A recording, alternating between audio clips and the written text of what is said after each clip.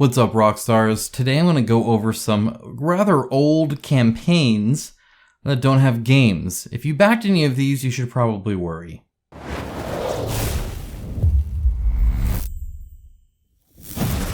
Thank you to my channel sponsor Into the AM. As a company that believes hard work and a great product is a proper way to conduct business, I am delighted to have them as part of the channel. They have some of the coolest graphic t-shirts around and an absolute best fit and feel that has continually exceeded my expectations.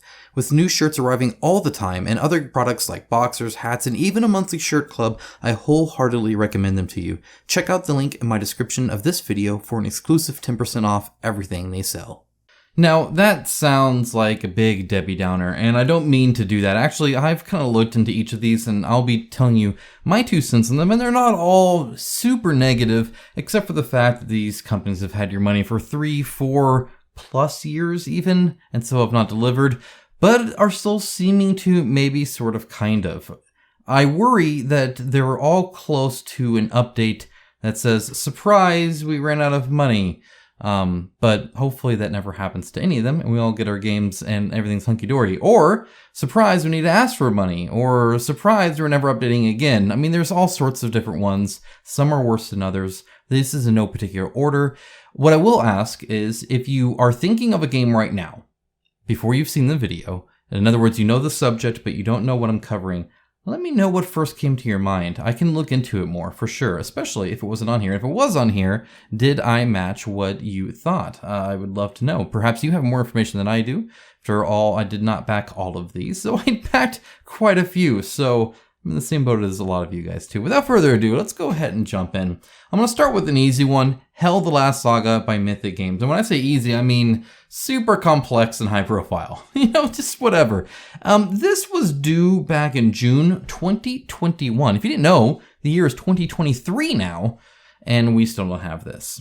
It being due in 2021 means it pretty much launched in 2020. This has been long in the making. My understanding is the game just simply wasn't really developed and went to Kickstarter way too soon. It was really an idea, a bunch of art, a loose set of rules, and hardly any of the story scenarios and stuff like that written. So there's been a lot of development around that. My understanding is the development's done on it. However, that doesn't make the game, and that doesn't print the game, and that doesn't send it out. In fact, Kickstarter money really is for that. I think this is something you're going to see prevalent in a lot of these, that it seems a lot of companies or people ended up deciding that Kickstarter, that huge upfront amount of money, was to pay for people to write scenarios and story, to design game concepts. I'm not saying it's not necessarily for that, but I think the overall goal, the overall thing that you're trying to do is sell an idea, right? And to do that, you actually have to have the idea. In other words, right now, I do this part-time, but I just kind of keep hunkering down and keep going, right? But if I wanted to launch this channel as a business and do a whole bunch of stuff like that, that requires a big sum of money, right? Same with making a board game. You need investors of some kind, whether it's another company that makes and delivers and distributes board games, whether it's Kickstarter, whether it's your rich uncle, it doesn't matter who. It's just you need that kind of like business loan kind of idea, right? That here's some money, invest in it, you can now get across the door. There's this huge gap that prevents you from making the board game and just sending it out to thousands of people, and that's a big load of money. But when you don't even have a game, suddenly you're funding the development of the game too, in a kind of a very weird way. And I think this is what happened to the Hell the Last Saga. So it happened to a lot of these, and when the problem with that is it means you fund here, but then are ready to deliver here, and this is where you need the big amount of money. Right? You can keep paying your artists and keep paying your designers or your story writers or whatever. They don't cost a huge amount. But you know what's a huge amount? Making these super expensive board games for tens of thousands of people to deliver all across the world. That's freaking expensive. That's the big ticket. And that's why you get so many games that are done, completed, ready to go, and yet don't come. That's Hell the Last Saga. Will it come? I honestly don't know. It depends on the future of Mythic Games, which I think is very much reliant on their ability to get people to trust them again. We'll see how far that goes. Next up, Nova Aetas Renaissance. Yes, I backed this project. $119 even in the Kickstarter. And I believe I grabbed at least an expansion in the Pledge Manager as well. So yeah, they've had my money for a while because this was due December of 2021. Again, it's 2023. Now, this is an interesting one because there's a few things at play here. First thing to note is Ludus Mana Studio is actually, I believe, the very first company I covered that asked for more money. They were I think the first ones that I actually ever covered. I think they wanted like $10 or something like that. And boy, the outcry of that. We were still getting used to even the term COVID at the time. And they were like, guys, we need like $10. And people lost it. They got crucified. I mean, really, really big backlash. It was unheard of. They definitely took the brunt of it for a lot of other companies that followed later. That being said, it was kind of a while before another company I even did that I covered. I mean, it wasn't something that like suddenly everybody was doing. And especially because of the reaction they saw Ludus Mana Studio get. It was big. I remember I wasn't pretty happy with it either. I'm like, you just freaking covered. I don't care. That's not my problem. It's not my fault. That sounds like a business problem to me, and I'm not a business, so maybe I should not care. That was kind of the sentiment a lot of people had. So it's been a while, right? And they definitely have a tendency to do that. If you look at like what they've launched, though, I mean, since then they've got Black Rose Wars, Rebirth, The Breach, and Runar. Now, since Rebirth, there's been a downward trend, a sharp downward trend. And actually before that was only DEI, which also like failed and then kind of only did okay. And it just, I'm not sure how financially secure they are. However, I do often see stuff like Black Rose Wars and stuff like that in retail. Now, I don't know if that's still old Kickstarter stuff or if they have a distribution deal or anything like that. Feel free to let me know if you have any information on that. I did not research that far into this one because at the end of the day, launching multiple on top of that, even if they deliver this one, which I think they probably will, it does kind of worry me. It's a ticking time bomb, right? I think a lot of these companies are one step away, one bad campaign outlook away from really hitting it hard. And I think Ludus Mana Studios in that. If they hit it before this, I don't know. We'll see. But it's kind of bad. Kind of bad.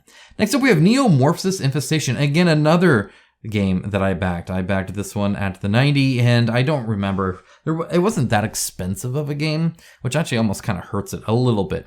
That's by Dark Gate Games. They also did a few other campaigns since then, and they've been okay. So maybe that'll help them. I'm not exactly sure.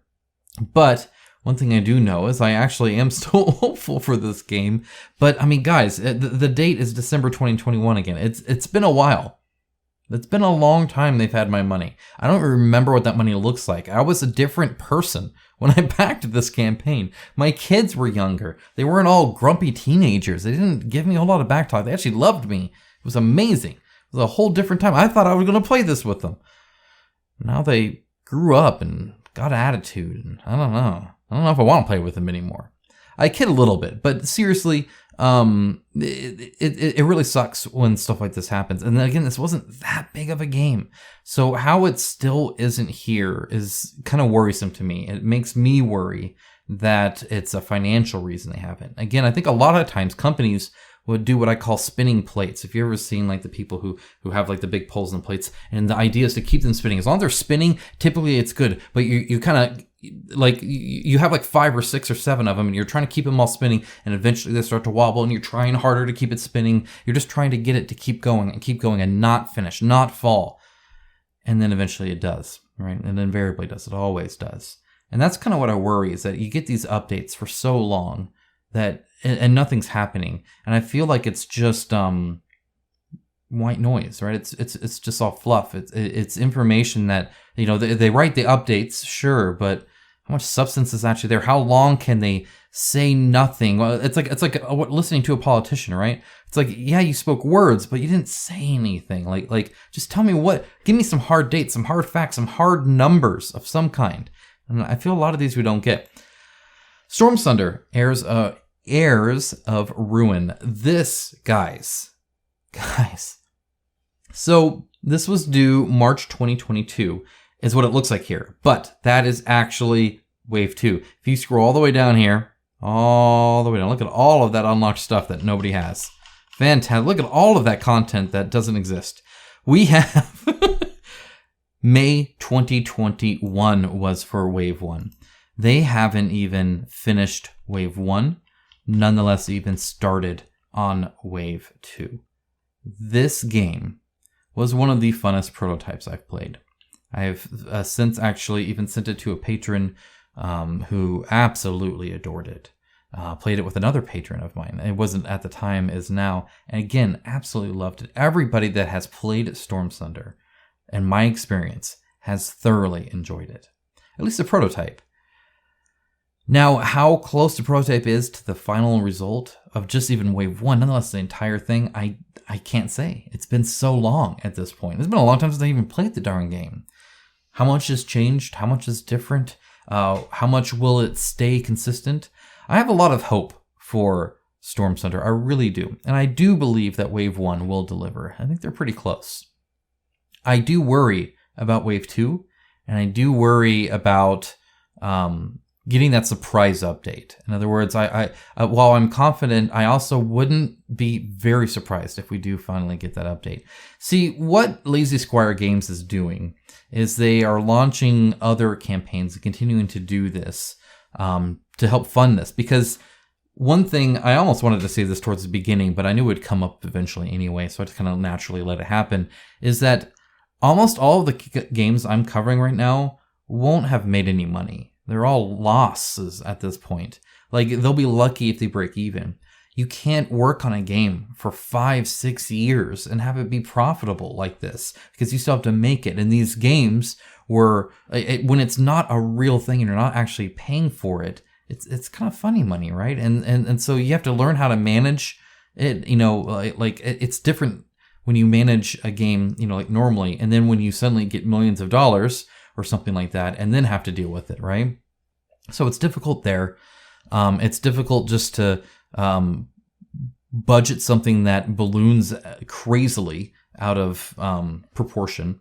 And Lazy Squire Games is doing what Mythic Games did, is doing what a lot of these other companies have done that are either dead or dying on the path that they've chosen. You see, they have a lot of full-time employees, a lot of sculptors and artists and stuff like that, but they have nothing to do. So they either can be a small company that has delivered, like 2 games and then not even done the Stormsunder, right? So in other words, a small company, or they can continue to pay these people full-time employee benefits, all that junk, right? All the stuff that comes with being full-time employees, and make work for them. This happened with Chronicle X as well, if you recall. Chronicle X delivered in 2022, and it originally, the Kickstarter, was going to provide a future-proof 2019 calendar. We didn't end up getting the 2019 calendar. We ended up getting a calendar that was for the year, but it only had like 3 months left or 4 months left. It was something silly like that. It was a waste. It's because Archon Studio viewed Chronicle X, rightly so, as a loss. Every time they worked on it, it was for nothing, for no more extra money. They're not getting extra money for it. The same thing happened with Kingdom Death Monster and the Gambler's Chess. The big money maker is obviously the minis, the stuff that they create all the time and that people love and buy up the wazoo and really, really enjoy. And that's awesome. And it's a good money maker for them. But that super expansive, definitely not making a profit anymore Gambler's Chess that they sold for a lot less money and had a lot of content in it, well, that takes the back burner as you work on stuff that actually makes your company money. The same thing can kind of be seen here. You see so little work done on Stormsunder compared to you see when they launch more campaigns. Because what they're doing is they're working on these other campaigns, and they said they will continue to do that. We're going to see more of these new campaigns come up where they do the art and the sculpting and all that, and the management of their employees. So they're, instead of focusing on Stormsunder, it's focused on what's bringing in money right now to make Stormsunder even possible. Without it, I don't think they would be able to work it, which means if they trip at all, how are they supposed to get money to actually finish this junk? Try and get another Kickstarter for the Wave 2? I don't know. Will people trust you? Mythic Games did this for a long time, and then Anasteer underperformed, and suddenly they didn't have the money. Is Lazy Square Games one bad time away? Monolith, flying high on their kite, and then Beyond the Monolith happened, bombed, and they had to let go of a whole bunch of people. Is that what's in store for Lazy Square Games? I honestly worry about this. And the idea that they're following the footsteps of stuff like Blacklist Games, Peterson Games, and Mythic Games should scare them. It should scare you. I know it scares me. Don't keep launching campaigns. That's not the answer. Deliver your product. That's the answer. To continually search for money and continually to say, yeah, it was the right thing to do because we needed the money to survive, so we'll just keep launching more. That debt, that work debt, that technical debt, all of that will bite you in the butt. It's just a matter of time. Hopefully they can fix it. Hopefully they stop before it's too late. But I wouldn't suggest you back anything for Wave 2. Next up, Dawn of Madness by Dimension Games. This is another one that's kind of interesting. It was definitely launched on Kickstarter way too early. And guess what? They're still working on it. They're still writing the story of it, guys, because the gameplay wasn't done yet. So they would write story and then they'd create gameplay, but then the gameplay needs a story to match it. So then they'd have to change that, or they'd have an idea there. So then they have to change that. And it's like a chicken and egg thing. And it just took way too long. So then they were like, okay, well, just do the game. And now we have to match the story to it. So now they're just working through story. Again, I think it'll deliver because Dimension Games has Deep Madness, which actually sells quite well. They also did Twisted Fables, which also sold fairly well also, and I feel they have a good profit margin on that one. It's a little bit lower scale than some of their other stuff like Deep Madness and whatnot, but they've been doing good on that. So they do have other forms of revenue to come in. I know they are working on Celestial as well, but that's from a different team in China, which is kind of, I think, the whole point. Team, they have multiple teams. Like how do you have multiple? I just don't get it. So I worry. Maybe not even Dawn of Madness, but maybe just the future of them. It depends. If Celestial bombs, which I certainly hope it doesn't. I'm super excited about Celestial, but if it does, what kind of update are we getting on Dawn of Madness? Again, it was one of those things. The prototype of this was almost unplayable. This is my first really strongly negative review I did for Dawn of Madness. And I actually backed the game. It looks like a lot of fun, and I'm super excited for it when it finally comes. It sounds like it ended up being a lot better than it was. But it wasn't ready. It wasn't even ready to have a prototype, nonetheless a Kickstarter. So you might raise 1.2 million, but you raised it for a game that was due in October 2021. You raised 1.2 million years ago. And now you've had to turn to other games to get money into as a company as you continue to essentially work on this loss of Dawn of Madness. There's no way there's a lot of money involved in this anymore, at least profit-wise. And it gets worse over time. And they haven't even shipped it. That's a big freaking game. So, yeah, guys, I worry. I worry about this stuff. I really do. And it's not just because my money's tied up in it. Speaking of which, Arkeis. This one's kind of interesting. This was due December 2020. And I have felt like for the past year they've been spinning plates. Like, how does it take that long? This was not a big game. It's honestly not. What you're seeing here is pretty much it. I mean, there's multiple copies and stuff like that. I mean, it's not a small game either, but it's so much smaller scale than some of the stuff I've had delivered. What gives me hope is that Ankama Board Games is actually Ankama Games, and they make a lot of video games and stuff like that too. None of them super successful, but they tend to kind of just maintain themselves and keep making money. A lot of them are like MMORPGs and stuff like that. Again, some smaller scale ones, but they do have other forms of revenue that comes in that I think gives me a little bit of confidence that they'll still come. But again, there's no way they're making money on this anymore. The thing only made $332,000 years ago. And as a business, you're going to make a profit off this? I mean, even if the Pledge Manager was kind of successful, it's a loss. So, and not only that, but like this was it.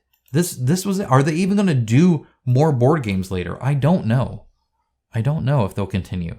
There's another one coming up. I have a comment on that. So we'll hold off on that.